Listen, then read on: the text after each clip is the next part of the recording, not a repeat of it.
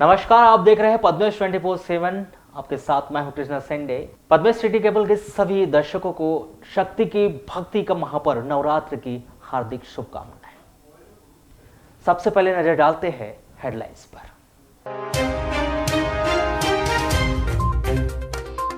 14 दिनों से लगातार आंदोलन कर रहे आजाद अध्यापक संघ के 11 शिक्षक निलंबित। अब आंदोलित शिक्षकों ने शुरू की क्रमिक भूख हड़ताल, निलंबन आदेश की जलाई होली।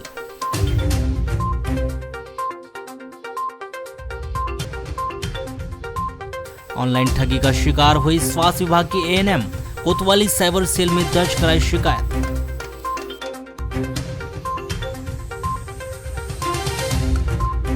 तीन दिन से लापता 16 वर्षीय बालक की वैनगंगा नदी के आमा घाट से लाश बरामद। वार्ड नंबर 13 बूढ़ी निवासी आदित्य उर्फ मिंटू मेश्राम के रूप में की गई मृतक की शिनाख्त। आशा उषा सहयोगिनी कार्यकर्ता संगठन ने आयुष्मान कार्ड बनाने के कार्य का किया बहिष्कार।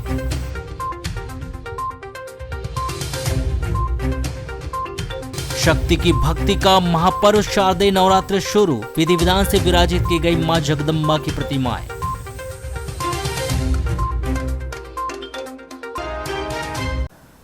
कोतवाली क्षेत्र के अंतर्गत आने वाले ग्राम बड़ी कुमारी में एक जर्जर मकान की दीवार को तोड़ते समय अचानक दीवार गिरने से एक मजदूर उसमें दबकर घायल हो गया। घायल मजदूर राधेलाल पिता कलूलाल मुंजारे 55 वर्ष ग्राम बड़ी कुमारी निवासी को जिला अस्पताल में भर्ती किया गया है। प्राप्त जानकारी के अनुसार राधेलाल मजदूरी करता है, जिसके परिवार में 3 बेटी और 1 बेटा है। तीनों बेटियों की शादी हो चुकी है। बताया गया कि ग्राम बड़ी कुमारी में देवी सिंह का मकान बरसात में जर्जर हो चुका है और दीवारें भी गिरने की कगार पर आ गई थी। 26 सितंबर को राधेलाल देवी सिंह के घर पर मजदूरी से दीवार को तोड़ने के लिए गया था एवं एक दीवार को कुदाड़ी से तोड़ ही रहा था। 11 बजे करीब दीवार तोड़ते समय दूसरी दीवार राधेलाल के ऊपर गिर गई, जिससे राधेलाल दीवार में दब गया, जिसे तुरंत ही मलबा हटाकर बाहर निकाला गया। राधेलाल घायल हो चुका था, जिसे तुरंत ही जिला अस्पताल बालाघाट लाकर भर्ती किया गया। बालाघाट नगर के वार्ड नंबर 13 बूढ़ी से 3 दिनों से लापता बालक की लाश वैनगंगा नदी के आमा घाट से बरामद की गई।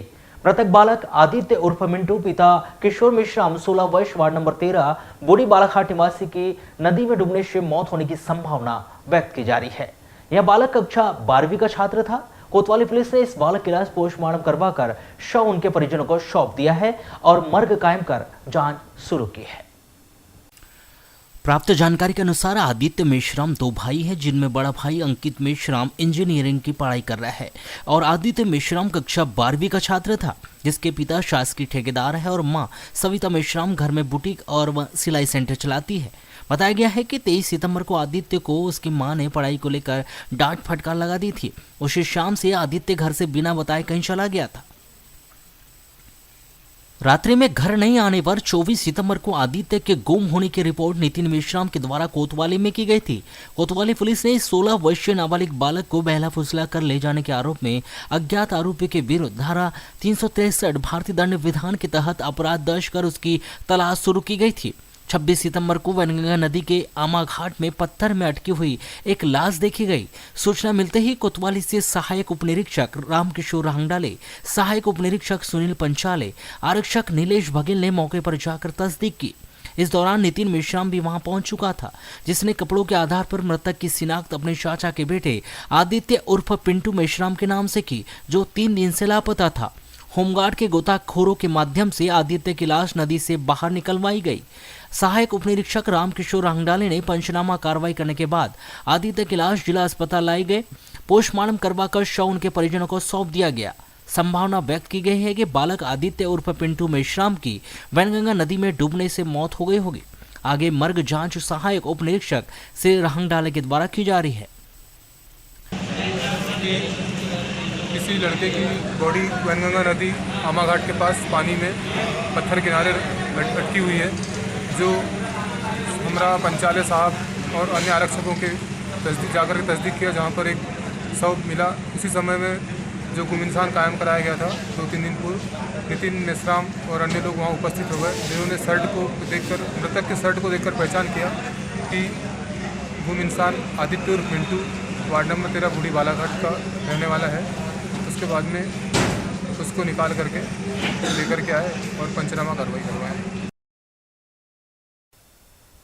प्रदेश शासन के द्वारा अन्य विभागीय कर्मचारियों के साथ आशा बहनों और आशा पर्यवेक्षकों को गांव-गांव घूमकर आम लोगों के आयुष्मान कार्ड बनाने के निर्देश दिए गए, जिसके लिए बकायदा उन्हें लिंक भेजकर लिंक के आधार पर लोगों की जानकारी एकत्रित कर एंड्रॉयड मोबाइल से आयुष्मान कार्ड बनाने के लिए कहा गया। लेकिन एंड्रॉयड मोबाइल और तकनीकी ज्ञान न होने के चलते आशा एवं आशा पर्यवेक्षकों ने आयुष्मान कार्ड बनाने के इस कार्य का बहिष्कार कर दिया है, जिसकी सूचना उन्होंने सोमवार को कलेक्टर कार्यालय में एक ज्ञापन के माध्यम से जिला प्रशासन को दी। आशा उषा सहयोगिनी कार्यकर्ता संगठन के बैनर तले सौंपे गए इस ज्ञापन में संगठन के पदाधिकारियों ने स्पष्ट कर दिया कि आशा कार्यकर्ता और आशा सुपरवाइजरों को पहले से ही 52 प्रकार के काम हैं। उसके बाद भी शासन के द्वारा उन्हें आयुष्मान कार्ड बनाने का अतिरिक्त कार्य दे दिया गया, जिससे आशा कार्यकर्ता और पर्यवेक्षकों को मानसिक परेशानियों का सामना करना पड़ रहा है। वहीं उन्होंने बताया कि आशाओं की भर्ती वर्ष 2006 में कक्षा 5वीं और कक्षा 8वीं के आधार पर की गई थी, जिसके चलते आशा बहनों को तकनीकी कार्य करने में भी परेशानियों का सामना करना पड़ रहा है। वहीं उनके पास एंड्रॉयड मोबाइल भी नहीं है और वे कीपैड मोबाइल से अपना काम चला रहे। ऐसे में आयुष्मान कार्ड बनाना उनके लिए संभव नहीं है, जिन्होंने स्पष्ट कर दिया कि यदि शासन के द्वारा उन्हें एंड्रॉयड मोबाइल फोन दिए जाते हैं तो भी वे आयुष्मान कार्ड बनाने का कार्य नहीं करेगी और उन्होंने आयुष्मान कार्ड बनाने के इस कार्य का बहिष्कार कर दिया। और हमारी आशाओं की और सुपरवाइजर मैडम की बहुत सारी परेशानियां हैं। आयुष्मान कार्ड मोबाइल के माध्यम से हम लोग को बनाने के लिए मतलब कहा जा रहा है और परेशान किया जा रहा है। और हमारे आशा बहनों के पास में छोटा मोबाइल है और हम लोग मतलब बहिष्कार करना चाह रहे हैं। हम आयुष्मान कार्ड नहीं बनाना चाहते, घर घर जाकर के बनाओ बोल रहे हैं। और हमारी आशा कार्यकर्ता ऐसे ही 2006 से जो नियुक्ति हुई है 5वीं और 8वीं क्लास पढ़ी है और सरकार के द्वारा जो लिंक आया है वो लिंक हमारी आशा बहनों से नहीं बन रहा है, इसलिए हम आयुष्मान कार्ड का बहिष्कार करना चाहते हैं। और हमारी मांग जो है वो आयुष्मान कार्ड से ही है। मोबाइल है नहीं, आयुष्मान कार्ड बनाना ही नहीं है, यानी आता है लेकिन बनाना नहीं है। मोबाइल ही नहीं है हमारी आशा बहनों के पास में जो कीपैड वाला है। यदि अगर शासन द्वारा मोबाइल अगर प्रोवाइड कर दिया जाए तो भी नहीं बना सकते। अच्छा, यानी कुल मिला के ये काम करना ही नहीं है, ये ऐसा है। नगर मुख्यालय से 7 किलोमीटर की दूरी पर स्थित ग्राम नैत्रा में स्थित Tata Motors Bedi service station में पटाखों का अवैध रूप से किया गया भंडारण का मामला अभी भी शांत नहीं हो पाया है। बेदी सर्विस स्टेशन से तीसरे दिन भी पटाखे नहीं हटाए गए। आपको बताया कि शनिवार की रात्रि में बेदी सर्विस स्टेशन में पटाखों का अवैध भंडारण किए जाने का मामला सामने आया था, जिस पर ग्राम नैत्रा के लोगों के द्वारा जमकर आक्रोश व्यक्त किया गया था। उस दौरान पुलिस व प्रशासन के अधिकारियों के द्वारा पहुंचकर स्थिति को संभालते हुए बेदी सर्विस स्टेशन के एक कमरे को सील कर दिया गया था। प्रशासनिक अधिकारियों के द्वारा ग्रामीणों को आश्वस्त करते हुए कहा गया था कि बेदी सर्विस स्टेशन में रखे गए पटाखों को दूसरे दिन ही अन्यत्र खाली करवा दिया जाएगा, लेकिन 2 दिन बीत जाने के बाद भी उन पटाखों को प्रशासन के द्वारा खाली नहीं करवाया गया। यहाँ तक कि अभी तक इस मामले में सील किए गए कमरे को खोलकर पटाखों की जांच पड़ताल तक नहीं की गई। किसी स्थान पर अवैध रूप से ग्राम पंचायत के बगैर एनओसी के विस्फोटक पदार्थ पटाखों का भंडारण किया गया, उस पर प्रशासन के द्वारा अभी तक कोई मामला कायम नहीं किया गया है। यह भी जानकारी सामने आ रही है कि ग्राम नैत्रा में जो पटाखे रखे हुए हैं वह पटाखों का विक्रय करने वाले व्यवसायियों के हैं और वहां पटाखे आगामी दशहरा व दीपावली पर्व के देखते हुए बुलाए गए हैं। यहाँ भी बात कही जा रही है कि पटाखे जहां हर समय रखे जाते हैं वहां जाने के लिए आए थे, लेकिन पटाखे लाने वाले संबंधित एजेंसी की गलती के कारण पटाखे ग्राम नैत्रा में रख दिए गए। अब पटाखा विक्रेताओं के द्वारा जिला प्रशासन के वरिष्ठ अधिकारियों की शरण लेकर उन पटाखों को अपनी सुपुर्दगी में लेने का प्रयास किया जा रहा है। वहीं दूसरी ओर प्रशासनिक अधिकारी भी इस मामले में क्या कार्रवाई की जा रही है तथा ग्राम नैत्रा से पटाखों को कब हटाया जा रहा है इसके संबंध में जानकारी देने से बचते नजर आ रहा है और अधिकारियों के द्वारा इस पूरे मामले को कलेक्टर स्तर का होना बताया जा रहा है। यह कहे कि उन पटाखों का क्या किया जाना है तथा इस मामले में क्या होना है इसका निर्णय कलेक्टर के द्वारा ही लिया जाएगा। अधिकारियों का कहना है कि पटाखों से जुड़ा मामला विस्फोटक अधिनियम के अंतर्गत आता है, इसलिए ऐसे मामले में कोई भी निर्णय अपर कलेक्टर या कलेक्टर स्तर पर ही लिया जाता है। शक्ति की भक्ति का महापर्व नवरात्र सोमवार से शुरू हो गया, जहां नवरात्र पर्व की शुरुआत होते ही नगर के विभिन्न मंदिरों में माता रानी के दर्शन के लिए श्रद्धालु भक्तों का जन सैलाब उमड़ पड़ा। इसके अलावा नगर के विभिन्न पंडालों में माता रानी की प्रतिमाएं स्थापित कर जगह जगह विधि विधान के साथ पूजन अर्चना किया गया। नवरात्र के पहले दिन से ही नगर में एक बार फिर रौनक लौट आई है, जहां श्रद्धालु भक्तों ने विभिन्न मंदिरों में पहुंचकर माता रानी के दर्शन किए। जल एवं विभिन्न फल फूल चढ़ाकर सामूहिक रूप से मां की आरती कर मां दुर्गा के जयकारे लगाए गए। इसके अलावा नगर के विभिन्न मंदिरों में श्रद्धालु भक्तों के द्वारा जवारे बोकर मनोकामना के ज्योति कलश प्रज्वलित किए गए, जहां सभी ने भक्ति भाव के साथ माता के पहले स्वरूप शैलपुत्री की पूजा अर्चना की। बताया जा रहा है कि 9 दिन तक चलने वाले इस पर्व में रोजाना ही माता रानी के 9 अलग अलग रूपों की उपासना कर जगह जगह विभिन्न कार्यक्रमों के आयोजन किए जाएंगे। जिला मुख्यालय सहित तहसील क्षेत्रों के जगह जगह दुर्गा उत्सव समितियों के द्वारा भी मां दुर्गा की प्रतिमाओं को विधिवत तरीके से पूजन अर्चन कर स्थापना की गई, जहां आगामी दिनों में विविध धार्मिक कार्यक्रमों के आयोजन किए जाएंगे। नवरात्र के प्रथम दिन करीब करीब समस्त दुर्गा उत्सव समिति के द्वारा मां दुर्गा की प्रतिमाओं की स्थापना कर दी गई। शारदीय नवरात्र के प्रारंभ होते ही नगर के सिद्धपीठ कालीपाठ, त्रिपुर सुंदरी मंदिर, काली मंदिर, दुर्गा माता मंदिर, बड़ी खैरमाई मंदिर, गर्रा स्थित खैर माता मंदिर सहित प्रबंधन समिति के द्वारा पूजन अर्चना की तैयारी की गई। प्राचीन परंपरा के अनुसार इन स्थानों पर भक्तों की भीड़ मां के दर्शन करने उमड़ी और मेला माहौल जैसा भी नजर आया। वहीं प्रशासन के द्वारा सुरक्षा के इंतजाम भी किए गए।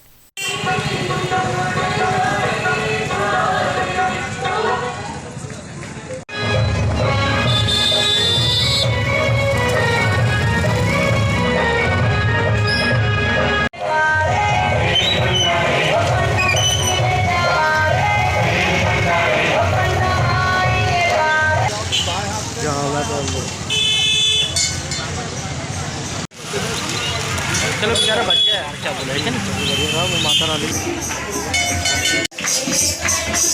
जिन भक्तों को तरफ सुजूद करना है वो बारी बारी से आ जाए।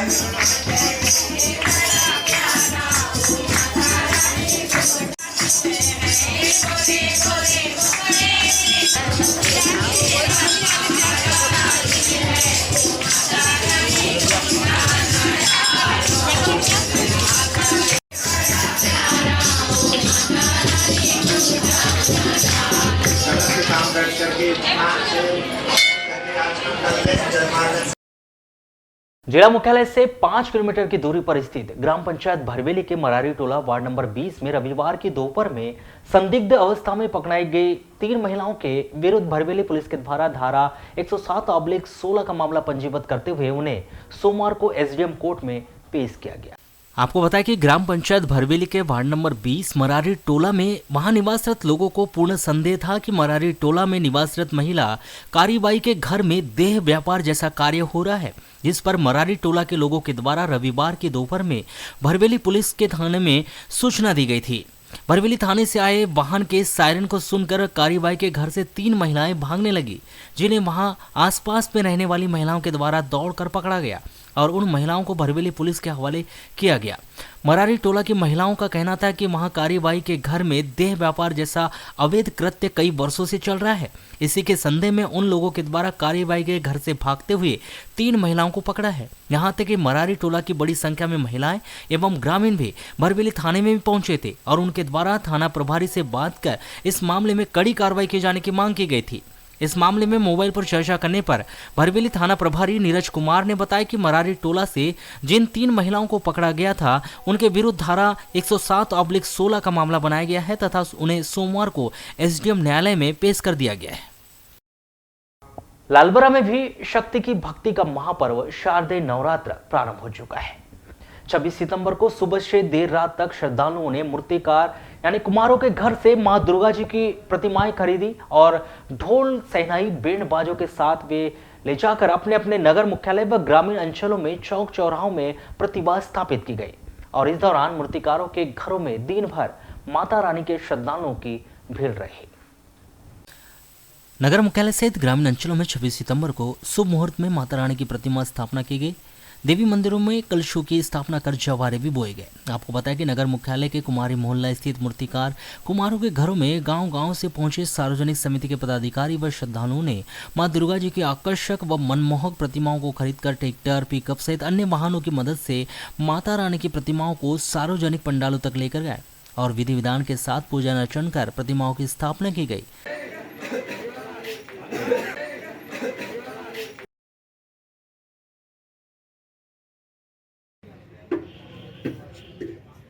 बोल दुर्गा मैया की जय, बोल शेरावाली का बोल साचे दरबार की जय।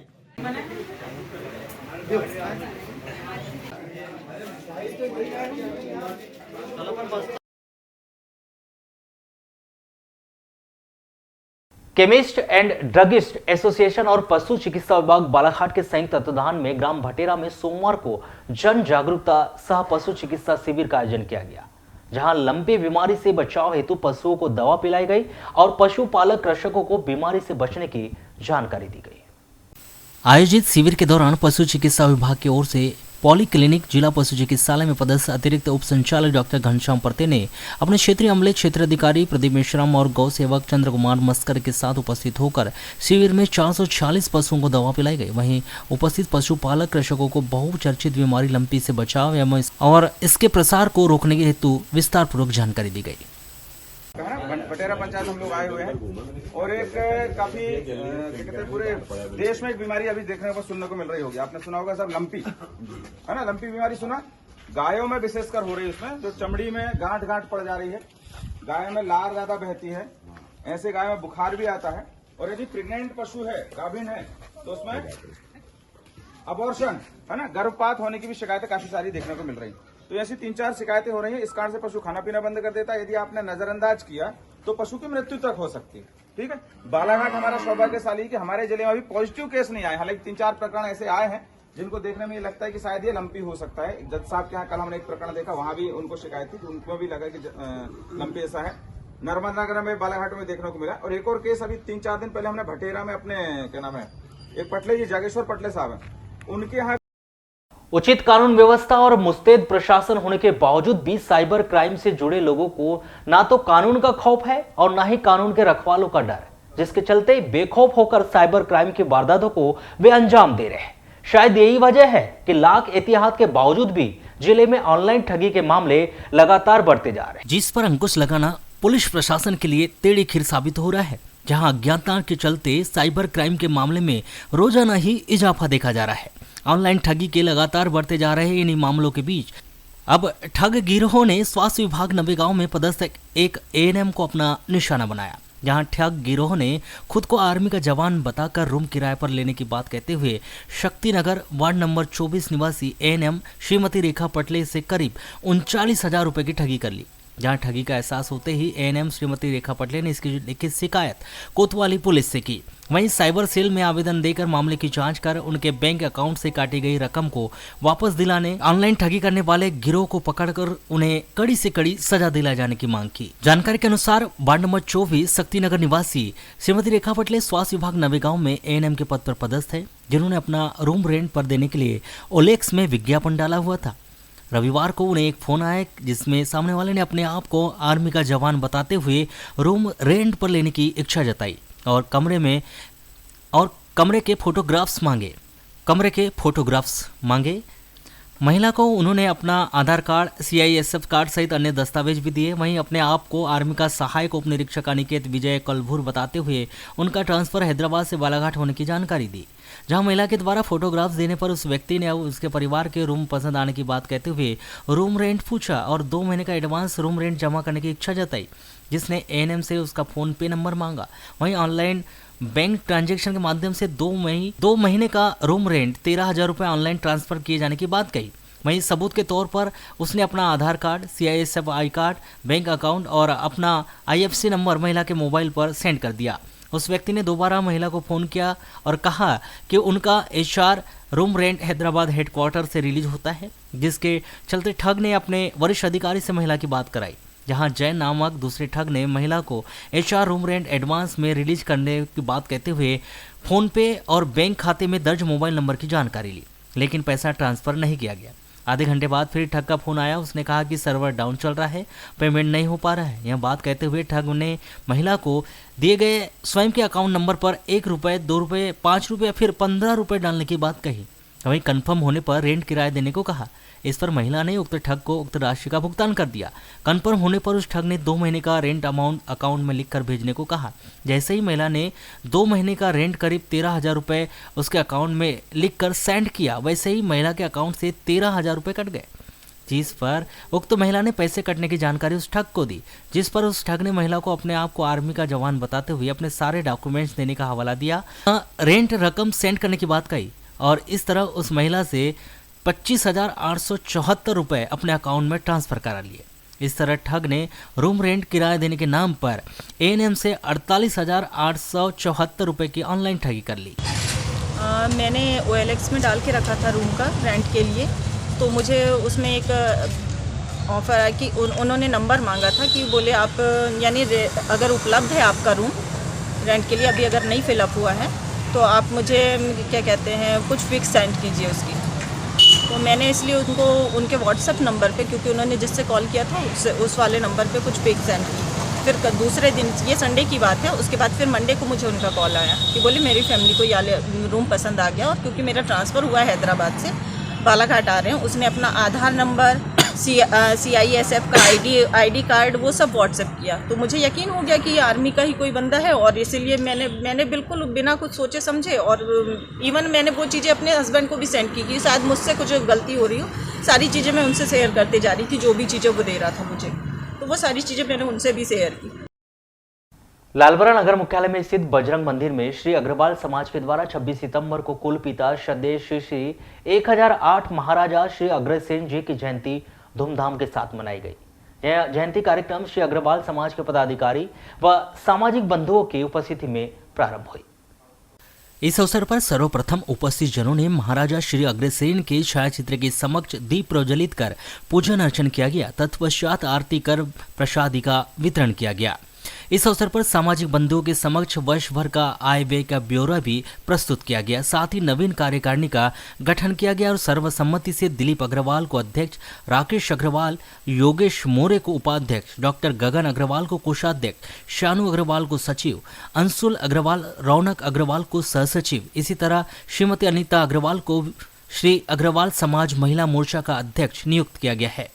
महाराजा अग्रसेन जयंती के अवसर पर नवनियुक्त पदाधिकारियों व सामाजिक बंधुओं ने महाराजा अग्रसेन की महत्ता के बारे में जानकारी दी एवं सभी को संगठित होकर समाजोत्थान के क्षेत्र में काम करने की बात कही।